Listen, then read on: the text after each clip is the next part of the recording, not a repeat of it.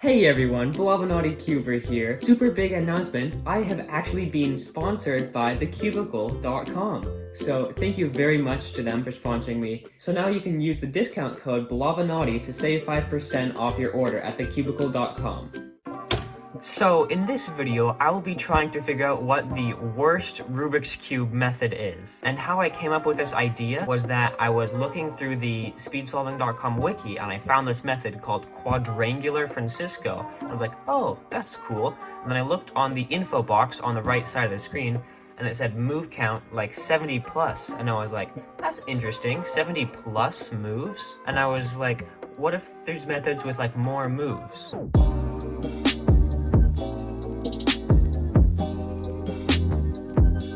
So for this particular video slash challenge, I'll be setting these following rules. Number one is like, you can't have a step that's just scribble the cube and start it over again, because that's dumb. The other rule is no like meme algorithms, no like algorithms that are too long. And the final rule is that each step must continue to progress the cube state towards the solved state. So you can't have a step that is useless or doesn't do anything, that just wastes moves. So at first I thought, oh, well, the beginner's method is certainly going to be like the worst at this, yeah? So like make a daisy, insert corners, and then insert edges one by one. That's certainly going to take a lot of moves, right?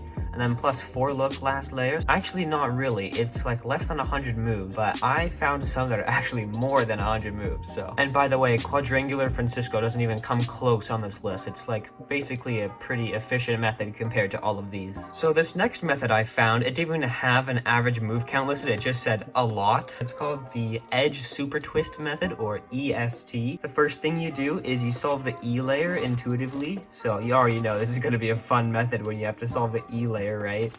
So just like this, have solved E layer here. Next, you permute the edges on the bottom side. So blue needs to go next to red, green needs to go next to that, and then orange needs to go there. Nope, that's just completely wrong. I'm a genius. There we go. So permute the edges. Doesn't even matter the orientation. You just gotta permute them in there. And then the next step is to permute the edges on the other side using T-perm.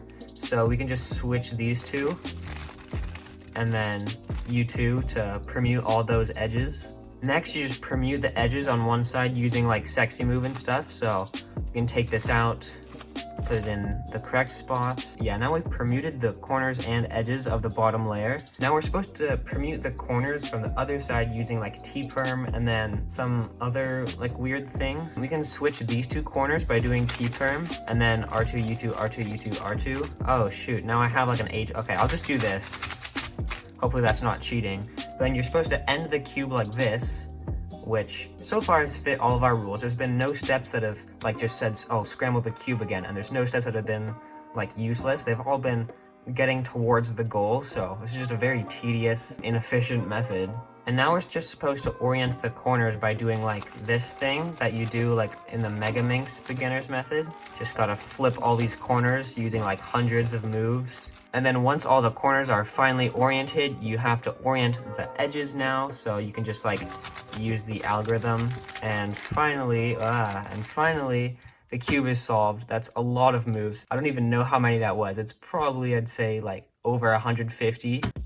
So then I decided to look at old Pacman, because I remember that was a bunch of moves. And by the way, apparently it's been like renamed to Classic Pacman for some reason. I don't know what that's about, or when did that happen? Who knows? So old Pacman is a blindfolded method, so it's supposed to be really easy to memorize. That's why old Pacman solves the cube one piece at a time.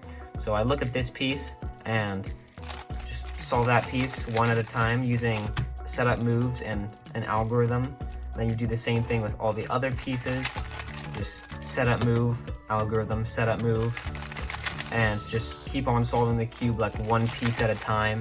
And then once all of the edges get solved, you just do the same thing with corners, but instead of like T-perm to switch these two, it's like a weird Y-perm that switches this and this. So this is like orange of orange, green, yellow. So that's like this. So I need to get like this spot here. So like that. Then the algorithm. Then undo. So you just keep on doing that like a lot. And then your cube finally just gets solved after so many moves. The wiki says it takes 200 plus moves, which is quite a lot.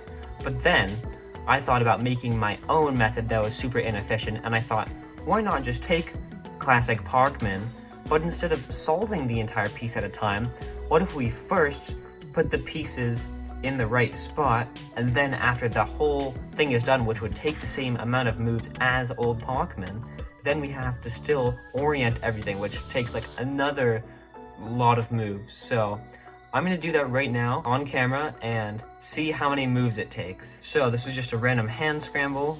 I did for a very long time, by the way, so it should be a pretty good scramble. I'm gonna have like a little counter up here, and yeah, so white and blue. Let's just bring it here. J-perm swap, undo. Now that's in, but not flipped right, but we'll worry about that in the end. We can T-perm these, and then this can go to here, like this, undo.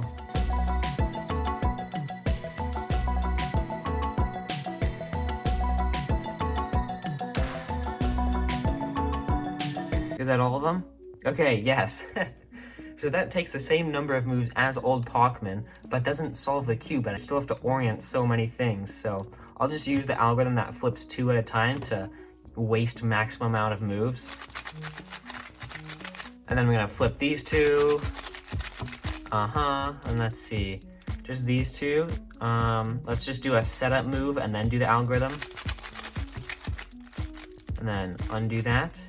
Okay, we finally oriented all the edges. This is so many moves. And then just this layer, boom, this one, boom, and this one, boom. Okay, I hope that was a lot of moves. If so, that would be the worst possible Rubik's Cube method. Yeah, kind of weird method. Try it on your own. Let me know in the comments how it is. And don't forget that you can now use the discount code Blobinati at thecubicle.com to save 5% off of your order. If you've made it this far into the video, why not subscribe? I make Rubik's Cube videos all the time. Subscribing is free and it really helps me out, and I appreciate it. Thank you so much. And thanks for watching. I'll see you guys in the next video.